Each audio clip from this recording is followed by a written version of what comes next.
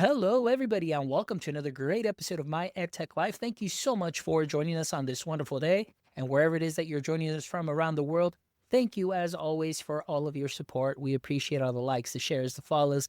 Thank you so much for engaging with our content. We really appreciate all those downloads as well. And I definitely want to give a big shout out to our sponsors.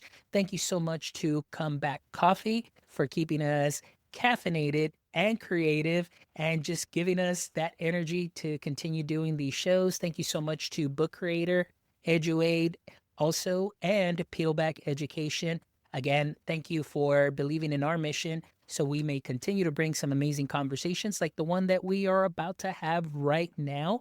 And I am excited because today I welcome a wonderful guest whom I've been following on LinkedIn for a while, kind of like lurking in the comments. We kind of have the same, network and so on. But it's just great to have him here in person on a podcast, but you know what we mean. But I'm just excited to have a great conversation with Dr. Mark Zeiler.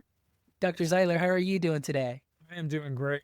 And again, I'm just so excited to be here as one of your guests. I think the work that you've done over the years in this space is inspiring. And I love the fact that you're so into just impacting the lives of people. And I really truly believe you do that with every episode. And 400 episodes isn't far away, my friend. So I appreciate being. Yeah. Cool. No, thank you also for being part of this journey. And it's just fantastic. And thank you so much for being so gracious with your time. I know we had to kind of reschedule a little bit there, but thank you for your flexibility. But it was just great also to speak, pre-episode and just finding a lot of likenesses in our, outside EdTech life, in that sense. So it's just been great to connect that way. But Dr. Mark, before we dive into the show, for all our audience members who may not be familiar with your work just yet, can you give us a little brief introduction and what your context is within the education space? Yeah, absolutely. I've had the pleasure of serving K through 12 education for over 20 years now. So my high school English teacher really got me into reading and writing, so I was really connected to literacy. And through that, I got excited about becoming an English language arts teacher back in the day when I had more hair. And man, I just loved connecting with students. As you may know, uh, this idea of reading as like something pleasurable isn't as widespread as we liked. And I loved being somebody who is just really pro literacy, get the campus really excited, get the school community engaged. And through that, I had a lot of avid readers that came back to me over the years and just thanked me for helping to see the value of literacy, just like I did with my former English teacher. And then because I was very excited about literacy, I thought becoming a media specialist would be a great transition to impact more students and families. And around that time, there was this digital transformation because in Florida, we had the digital classroom plan, and there was this movement toward one-to-one school environments. And we had SSO, the single server login, which was a really big deal back in the day. And ClassLink came out with Launchpad and things like that, and we adopted those types of technologies. And so my role at that time was really helping the school adopt EdTech platforms. I'd work with the school district with their initiatives to help provide professional development for the students, teachers, administrators, just to make sure everybody understood what was coming and what it looked like and how to integrate it successfully into the school environment. So, if we think AI is a little tricky, back in the day when it was a lot less complicated, it was still pretty tricky to get all the humans on the same page. But I really enjoyed it. And around that time, I transitioned into sort of a leadership role because the principal I was working with saw a lot of promising qualities, as she would say, and she invited me to join the admin team meetings. And so I started serving as a teacher leader and sort of helped developing some of the initiatives related to the school improvement plan. And as I got to learn more about the administrative life, I got excited about that. Meanwhile, I was working on my doctorate, as you have too, Dr. Fonz. So as I developed all of the skills to be a stronger leader for people, I I moved into that administrative space. I started out as assistant principal dean, which is a great way to lower your blood pressure at a large high school. But man, I loved it, because a lot of the students you saw regularly that the teachers were really eager to sort of get out of the space for corrective measures.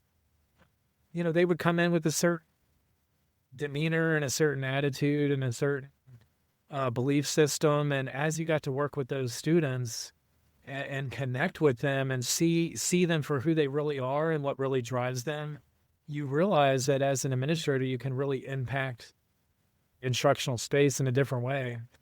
And then so it did a lot of collaborating with families, with teachers, with departments, with the different personnel we had to provide resources for students. And eventually I transitioned into an operations role. And, Florida, like other states, has really strict school safety and security mandates. I got kind of my hands in a different pot at that time. And I really just was able to impact the school campus in a different way. I really enjoyed connecting with custodial staff because, again, a lot of them feel undervalued or maybe underutilized or underseen. And I was able to build a lot of camaraderie and do team building with them and help them kind of be seen within the school community. And I'm a very hands-on leader, so I was right there with them doing all the different things that we did. At this point, it was a very large campus. It was kind of a community college layout. It's a very interesting school because I think they started building the school and then they continued to add building, continued to get more and more spread out. So in the end, there were over 200 acres on that campus between the academic buildings and the athletic fields and whatnot. There was a lot of territory to cover facility-wise, but again, I really enjoyed that. And then I moved into a curriculum and instruction role. And through that, I was able to continue to develop the school improvement plans and really look hard at the data. And kind of what I always like to do is understand how the data translates into the people that are related to it. So not just the students, but the different classrooms and teachers were working through and the different courses. And so, again, a lot of cross-team collaboration. And one of the accomplishments I was most proud of in that role, moving from the school year 23-24 to the next, was we had one of the largest deficiencies in eighth grade math in the district. We were only 32% proficient in our eighth grade math, and I knew that was a data point that we really needed to improve drastically if we were going to stay in A school, because we were only 2 points away from being a B school. And so through that, I really forged really strong relationships with all of the eighth grade students that were in those pre-algebra classes, the teachers. We use EdTech platforms. McGraw-Hill's Alex was a big one for that. And just being involved in the community, having data chats where I would put on speakerphone the parents and have the student in the room and then follow-up conversations with the teachers. Hey, listen, so-and-so, this is what we talked about. This is where the child is, where the child needs to get to. This is what the child's interested in. And so I just really enjoy the people part of it. Educational leadership, you and I were talking a lot about the importance of human-centeredness. It's one thing to talk about it, and it's a whole other thing to juggle it in the school space. So I guess my viewpoint of educational leadership is that it's very messy. It's very rewarding, but it's very messy in the sense that in a school building, it's really hard to make it very far physically. You might make 5, 10, 15 feet before you have another problem to solve. So you just get to this point where there's so much pressure because you're trying to accomplish so much and you're trying to help out instructionally, but there's also facilities, there's safety and security. Obviously there are data breaches and all these things going on that, everyone's navigating. So I bring that up because there's this tendency to try to fast forward through the day. You're trying to get through the next problem, get through the next conflict, get through the next challenge, get through the next argument. And all the while, all you want to do is just get to a point where you can positively impact instruction and a positive culture. But going back to the messiness, if you try to fast forward through the messiness, I realized, looking back, that you miss out on so much of that human centeredness that we talk about in the state. And I was thinking how that reminded me of, if you saw the movie, the Adam Sandler movie Click many years ago. Yeah, so it's just this overwhelmed architect who's very busy, striving for success professionally. And, meanwhile, he's got these young kids and he's trying to navigate the kids and, keep his marriage moving forward. And so, yeah, he comes across this universal remote control that allows him to fast forward through the messy parts. And some of that mess is just arguments, like uncomfortable conversations or difficult moments with the family that he just wants to kind of get over with and have peace so he can get on to the next thing. And so he's constantly fast forwarding, and he achieves what he feels like is success, only to look back and feel like, oh my gosh, so much of what I fast forwarded through was my life. It was my kids growing up. It was my marriage coming apart.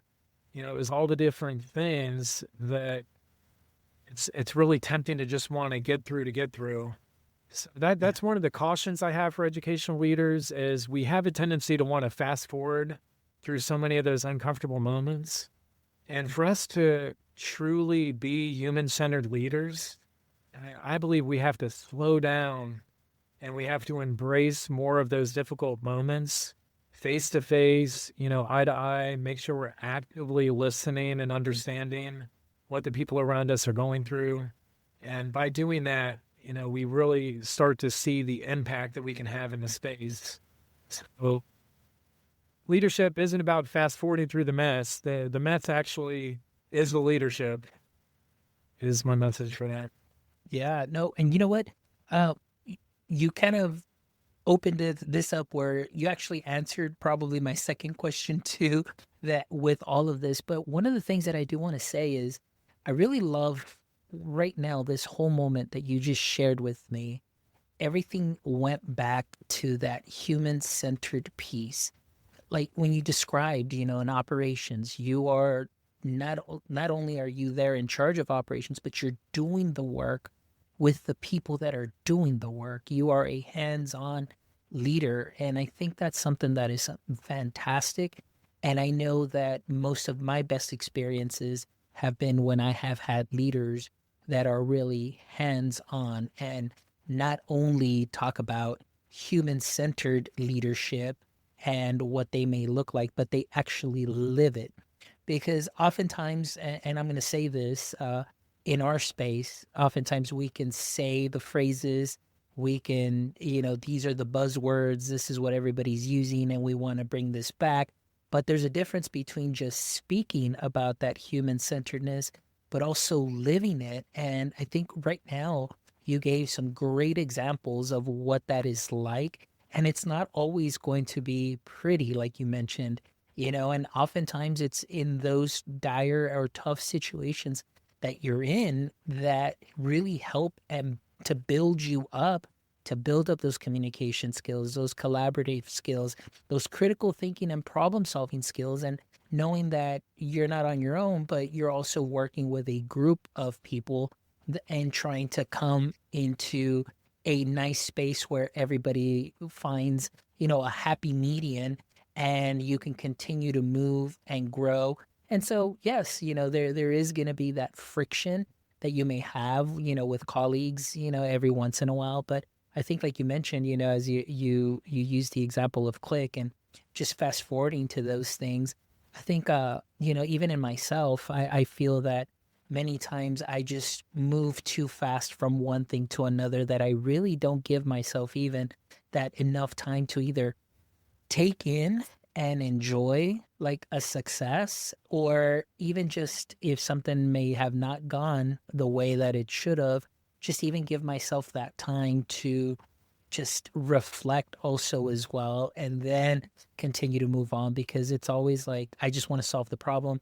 I just want to make sure everybody's happy. I want to make sure that everybody's good, and then we just got to continue moving forward. So I think that, everything that you said was great, because we can hear, a great keynote talking about human-centered leadership, but I think right now in just this introduction, I think this was like fantastic. There's so much knowledge and so much wonderful gems that were dropped right now about giving some great examples of that human-centered leadership. So I want to ask you though, before we get into a little bit more of the meat of the conversation, because it is over, talking about human-centeredness and especially right now in the age of generative AI.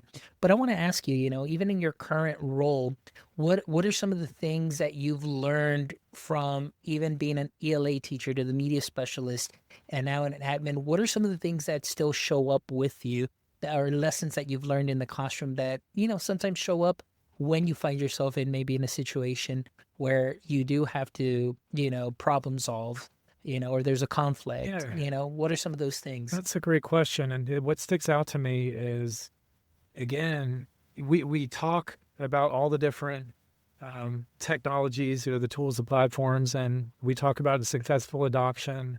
And I think a lot of people take for granted that a successful adoption looks a little different inside the school than it does when, we're going through the procurement process at the district and you're having conversations with the vendor and, we're having these different plans. But it's about the way that technology impacts people. That's really what I've seen firsthand is the firsthand impact. And also that technology impacts different people differently. We often talk about how students learn differently and, we should personalize and individualize education for kids. We don't talk enough about how, teachers and staff also operate differently. They teach differently, they think differently, they have different belief systems that they bring to the table, and you can't just ignore those and throw initiatives or adoptions on top of them and sort of run through them. You have to work with them and you have to understand, what's on everybody's mind. So in the ed tech world, it was rather common for an adoption to come in and you would have sort of your teachers that you just knew right away wouldn't be any issue because they're very technology savvy. They would come in, they would adopt it very quickly and easily. But there were also teachers that sort of were more hands off on technology. They're like, hey, I've been doing this a certain way for a certain number of years, and I know I can do it just as well without that as I can with it. And, so you have to have a lot different kind of conversations. It almost reminds me, as I'm speaking about, when I was in college, I read a lot of 1 Minute Manager books by Ken Blanchard. He has a whole series of these things. And the idea is you speak to different people based on their levels of experience, maybe their levels of motivation, their levels of readiness. And so, again, so much of technology adoption, we often say it's not the technology that's failing us. It's what's happening with the people and how the technology is sort of being, released into the setting of each different school. And I'm also kind of fascinated at the thought that, let's be honest, technology, where we're at with AI accelerating the way that it had, it's just mind-boggling. The capacity of it, what it can do, what it's capable of. But that doesn't change the fact that the same AI tool that could do wonderful things in one classroom or one hallway or one school isn't necessarily going to achieve the same thing, one school over or one school district over or one or two states over. So it's that disparity. And, people use the word fragmentation. Obviously, some school districts are just graced with a certain readiness in terms of their infrastructure, the professional learning they already have in place, the culture they've developed. But not all school districts are the same. So I guess that's the lesson I'm trying to get across is it's just there's so many inherent differences from classroom to classroom, from school to school, school district to school district, which is why, I think the first several years of AI has not gone as smoothly as we'd like because there's this great hope that, hey, this is the great equalizer. And it may very well be, and I hope it is, but to get there, we have a lot of work to do with making it work for all the people in the different spaces. Yes. No, you're absolutely right, which kind of is a great segue into this next question that I want to ask you. I've been hosting the show since 2020. I started, in March, April-ish 2020. And, we've seen, yeah, and then we've seen the conversation, from 2022, on about Chat GPT, now you've got Claude, you've got now so many platforms in the education space, in the professional space, talking about schools that are getting enterprise licenses or the teacher licenses and so on and so forth. But I want to ask you, in your experience, not only like from your personal experience, but from you know, our circle, network and so on and so forth. I want to ask you, what is one thing that keeps you up at night about how fast the technology is moving, like you mentioned? I mean, the like I was talking to you earlier, it's like the commencement speeches Yeah. this year were all about AI. Take AI by the horns. You need to use AI. You need to really get into it. But I want to ask you, okay, what are some things that keep you up at night based on how fast the technology is moving? But what are some things that you wish people were a little bit more excited about, from your perspective? Yeah, and you and I were speaking earlier about, some of the CEOs out there. Like I think of the Anthropic CEO and this whole idea of the country of geniuses, and this concept that there'll be this whole country of geniuses, essentially with these agonic bots that have intellectual capacity beyond measure. Like, what does it all mean? Like, what does learning mean? Where are we going from here? So, I guess in terms of concerns, my concern is keeping humans at the forefront of these innovations. And again, that's one of those things that's easier to say than to do. But I believe the circles that we're in, and Fonz, you are a shining example, having the conversations is a great first step in the right direction. Because if we're all kind of isolated and we're all just kind of sitting in front of our AI platforms and trying to figure it out in isolation, it's a different experience where we're having the kind of conversations we are now. And I know you're at a lot of professional conferences, and in those conferences you have conversations that can just take you miles, make miles of progress. Whatever that quote is about, you can sit across from a wise man or read 100 books and you get about the same result, right? Sitting across from a wise man or having a conversation with fellow professionals, that's the thing that really excites me, and excites me more than it concerns me in terms of the future we're headed into. I'm very hopeful that we're headed in the right direction with the kind of conversations that are being had around the space. Like you, this whole idea of human-centered leadership, it feels like there are so many conversations about why it's absolutely critical to keep humans at the forefront of these conversations. And as long as we do, and we remember that humans are going to be the ones that set the tone and set the stage for what comes next, that's great. Back to the concern, like I have two young kids who are 2 and 5, and I guess what I think about is how different life might look society-wise when they're adults. We just a couple of weeks ago, I think it was a Mother's Day gathering, we went to a restaurant and there was a robotic food delivery robot that would basically go from the kitchen to the dining area, and then the servers in the area would go and take the from the robot to the tables. And when I first saw it, I was uncomfortable. I was like, man, what's left here? Like, isn't dining supposed to be a very human experience? Like, do we really need robots to deliver food? So I'll be honest with you, my first instinct was I didn't like it. I was uncomfortable. But when I watched what unfolded, it was interesting because this was a top quality serving crew. And I used to wait tables. So my wife and I both have experience in that. And we say things like, man, you got to wait tables for a day to really understand what it's like. But it was wonderful. The servers were just on point. They were connecting with the people at the tables. They were making eye contact. I did not see one server take out their iPhone. So there was no distraction. There was a very human-centered focus in the dining area. And I felt like it just made it work because instead of like, if you're the one serving the tables, you hear from the kitchen, runner, runner. Like they've got hot food that the cooks just finished and they needed to get to the dining area.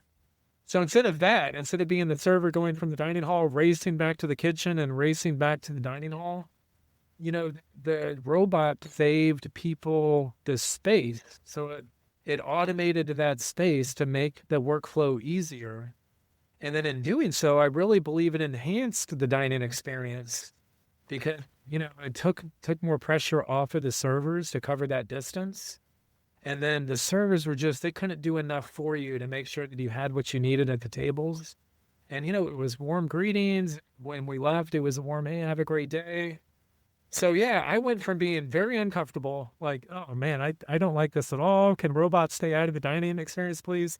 Till I was walking away from it. I really thought about it after. I was like, that actually worked. And if we can model more of that, like, I think that was a great example of technology amplifying humanity, right?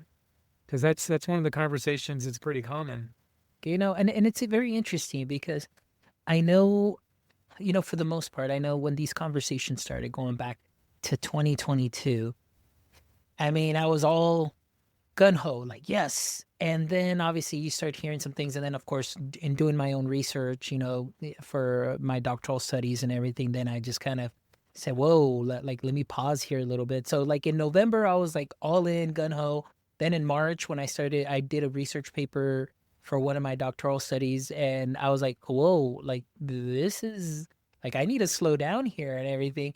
And then I kind of just bounced back a little bit. And I was like, all right, let me kind of be that cautious advocate. And I want to give credit to Dr. Nika McGee. I know, I'm sure you're familiar with her. They're on LinkedIn too as well. She's phenomenal. And I know when she was on here, she used that catchphrase. And now I'm along there with her. I say, hey, you know what, being a cautious advocate is something that is great. But for me, hearing this is something that is fantastic because oftentimes, how polarizing this can be. Like I mentioned to you, the reactions in those commencement speeches, and many people, obviously, the conversations with data centers and all of that. It is, you're either for, you're either against. But, for people like us, like maybe because we see things differently and we see that people, that human aspect, we work with students, we work with educators, and obviously we want to make sure that everything works and that everything's going to be fine for future generations. And especially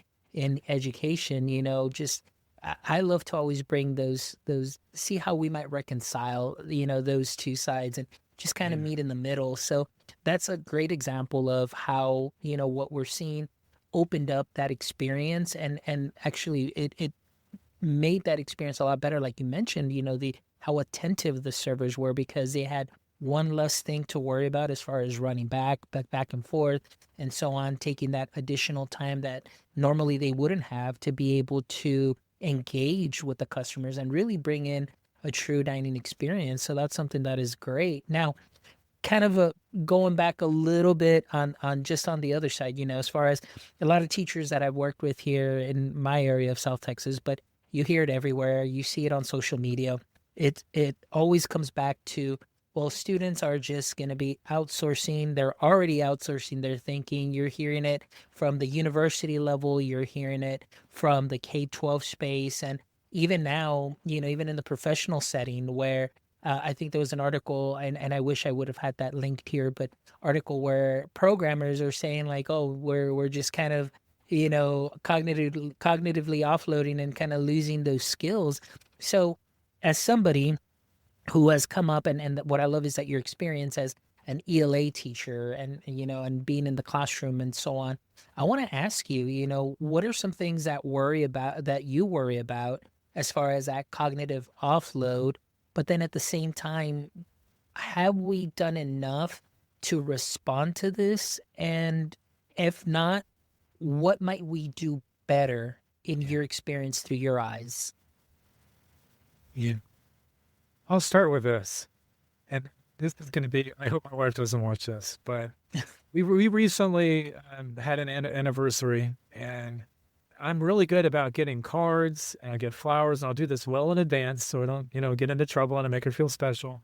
But jokes aside, when I got that card, it's a great card.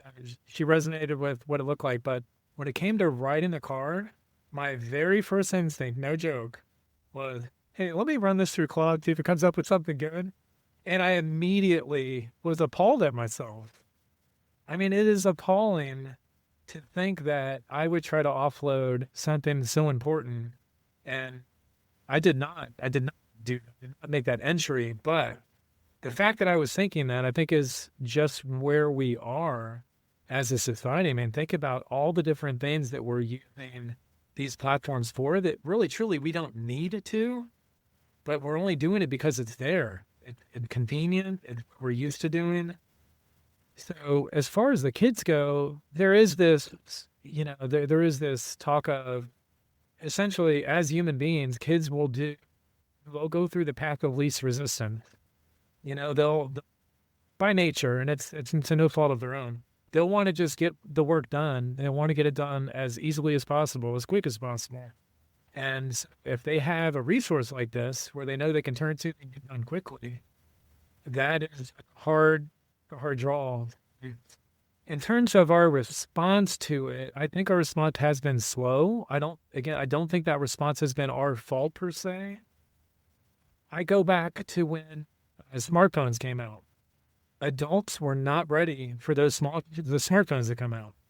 Kids weren't ready for it, sure. And we talk about, the social media debacles, and those are real and those are troubling. But at the end of the day, adults were unprepared for what life would be like with these devices in their faces, as often as it's tempting to have them. So we certainly were not ready for AI by any stretch of the imagination. And then the response has been very slow. You and other educators know that in education, you can take the simplest initiative. The simplest initiatives. We could be talking about, hey, let's establish a gum-chewing policy. And you would think that initiative would be very easy to get through a single school, and you would be wrong.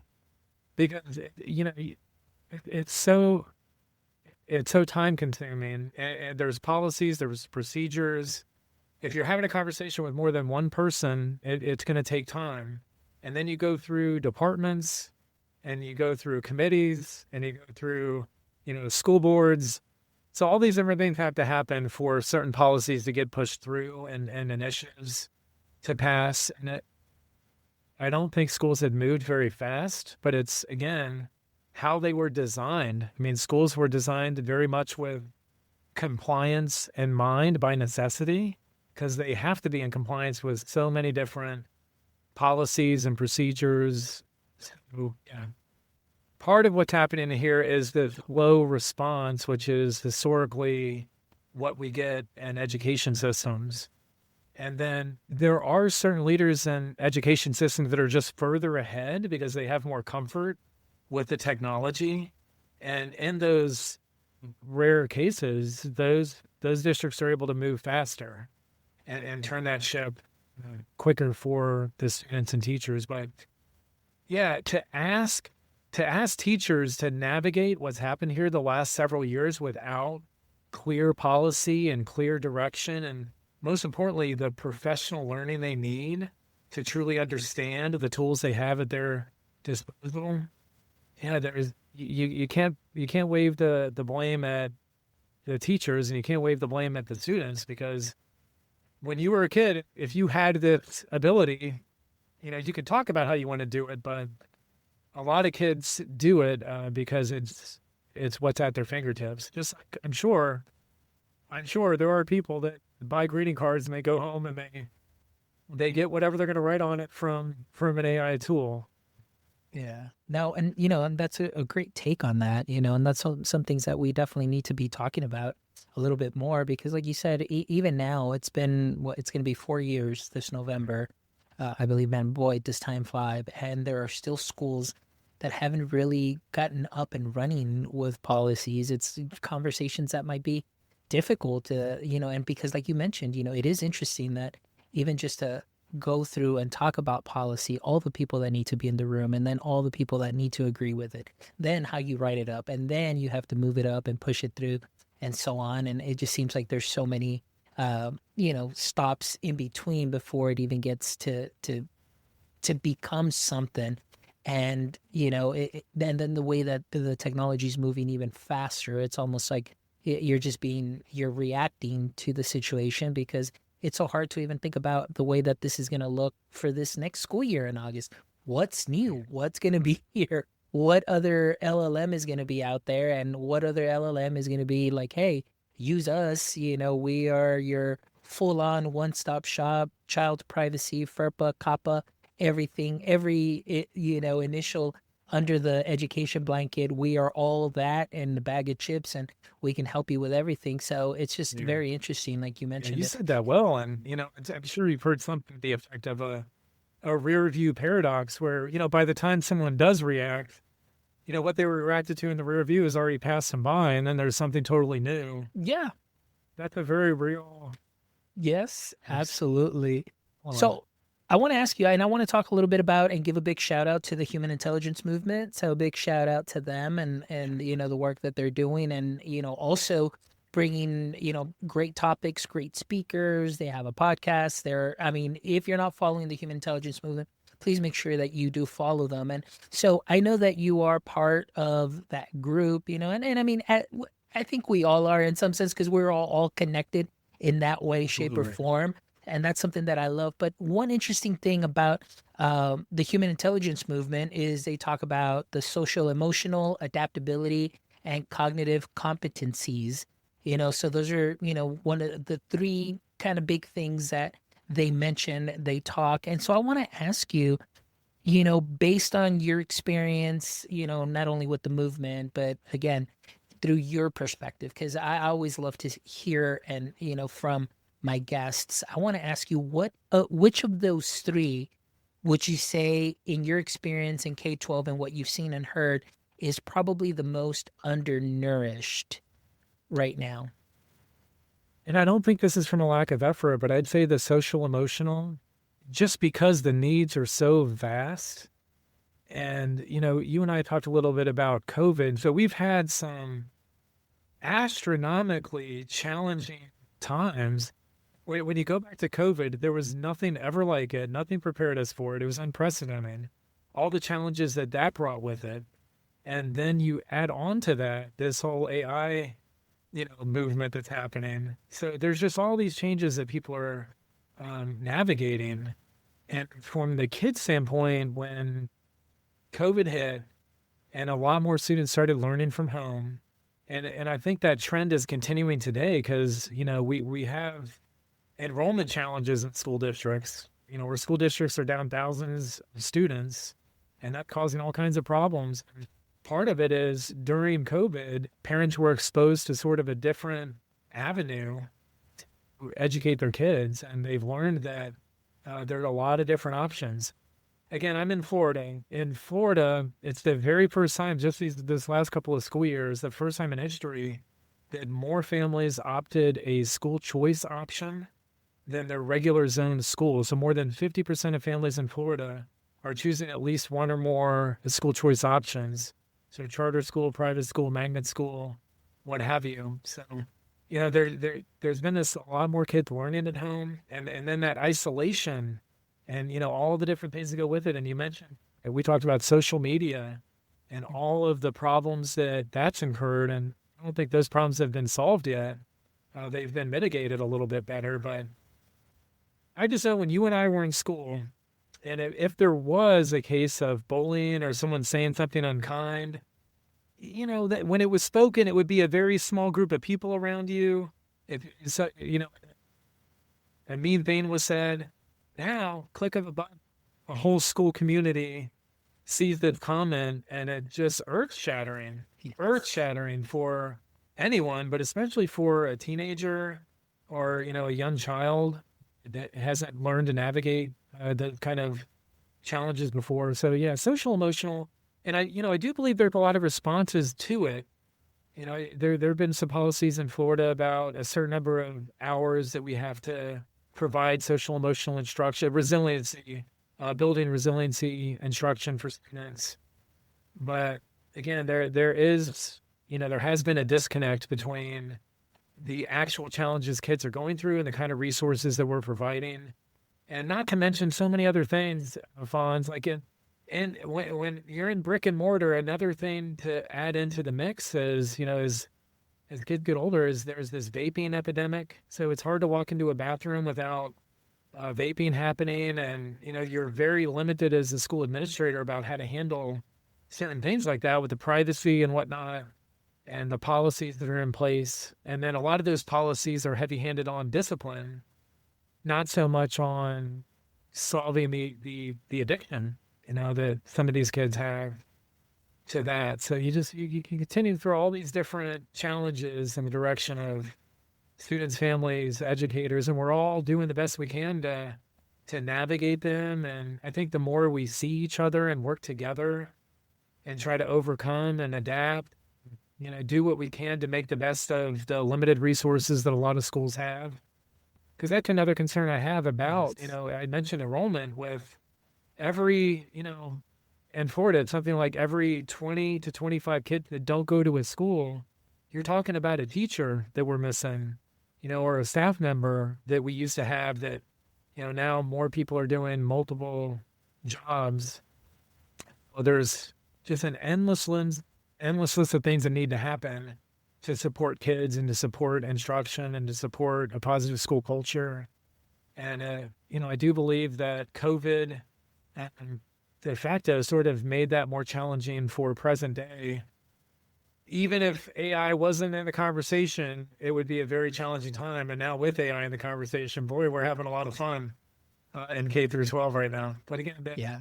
the opportunities definitely outweigh the challenges and the pitfalls. And I absolutely love, the circle that you mentioned.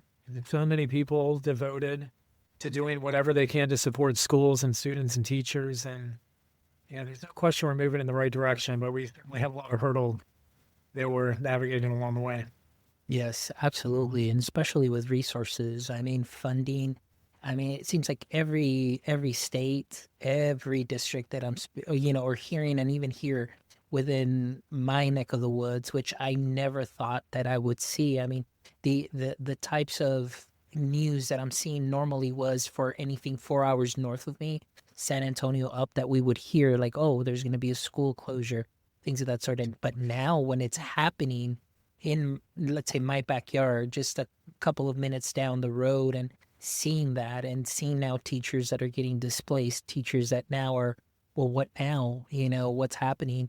It's just, one thing over another. And then obviously now with generative AI, and then like you mentioned, the vaping and all of those problems that are just kind of compounding, on top of each other. It's very difficult because I know we talk about the technology piece, and for us, at least for myself, being really passionate about educational technology, I always say that, the technology should help us innovate and enhance the learning on a daily basis. We should be able to trust the technology, and not overwhelm the users of that technology, whether it's going to be the teachers, whether it's going to be the students, or even also the district leaders as well. But, sometimes right now what we see is the opposite is happening. But I think, like you mentioned, it's because there is so many other things that it just feels so burdensome. And especially right now when teachers are drowning in tools on the day in and day out,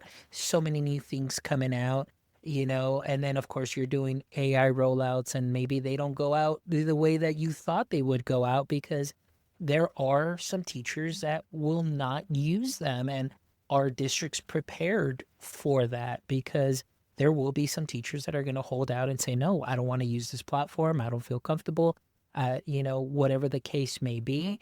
And so I think, like you mentioned, like since the very beginning, from your introduction, it all comes back to that human piece. And I think that we're missing it. I mean, as big as the problems are, and that should be magnified, that human connection, that human touch, those conversations. But for some reason, we're just missing it. We've got these visors on that we don't see that it comes down to that, and having those conversations, as difficult as it may be, finding those adjustments, like you mentioned, learning how to, as a leader, improvise, adapt, overcome. If there's a teacher that doesn't want to use AI, okay, no biggie. So if you don't want to use AI, you don't want to use this Gemini gem to help you for school, parent emails or parent phone calls, no worries. Here, let me create a template for you that you can use that, you just fill in the blanks, whatever the case is, you offer that to them.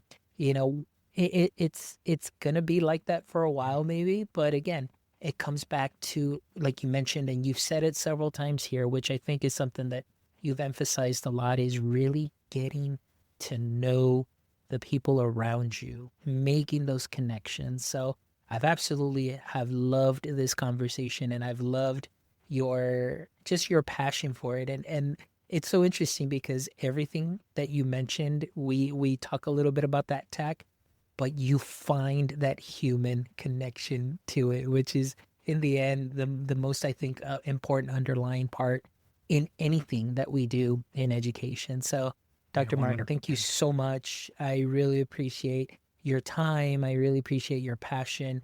Your shares were fantastic. Thank you so much for just giving us a little bit of time this evening for not only myself as my personal professional development, but for our listeners too, as well, that will get to enjoy this also. So thank you so much. And before we wrap up, Dr. Mark, can you please let our audience members know how it is that they might be able to connect with you if they have maybe some questions, or maybe they just want to reach out and find you on socials? How might they find you?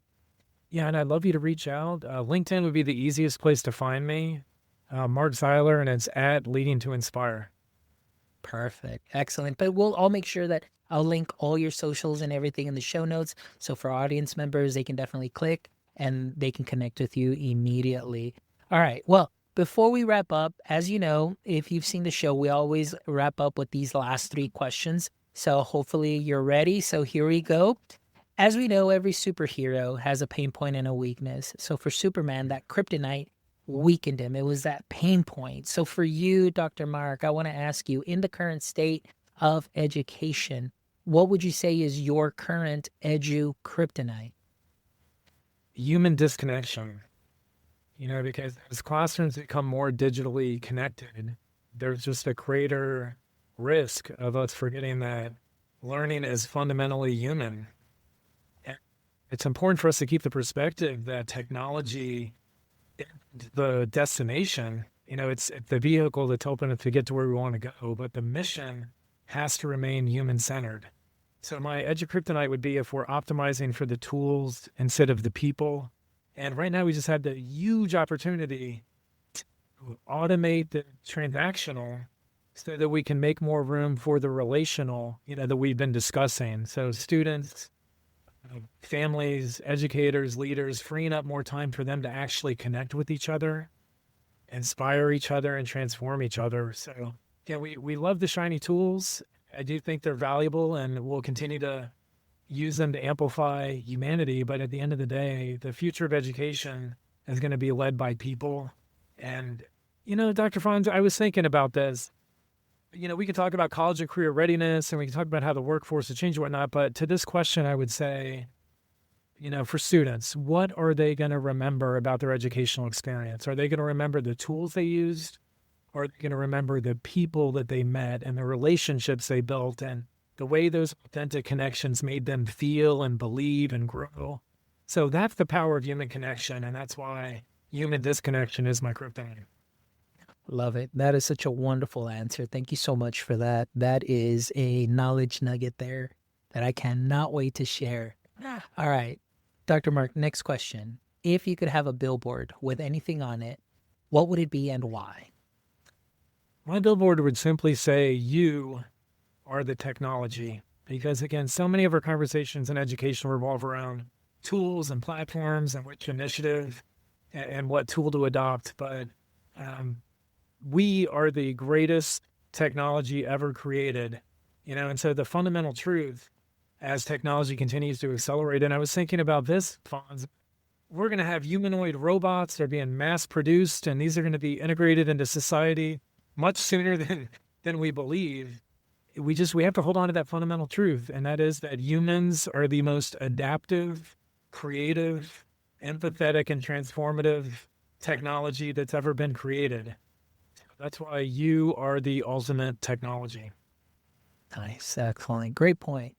And my last question for you is, if you could trade places with anyone, and I mean anyone. Oftentimes they'll ask, well, can it be, do they have to be alive? I say, it could be anyone. Historical figures, past figures. Who would you trade places with and why?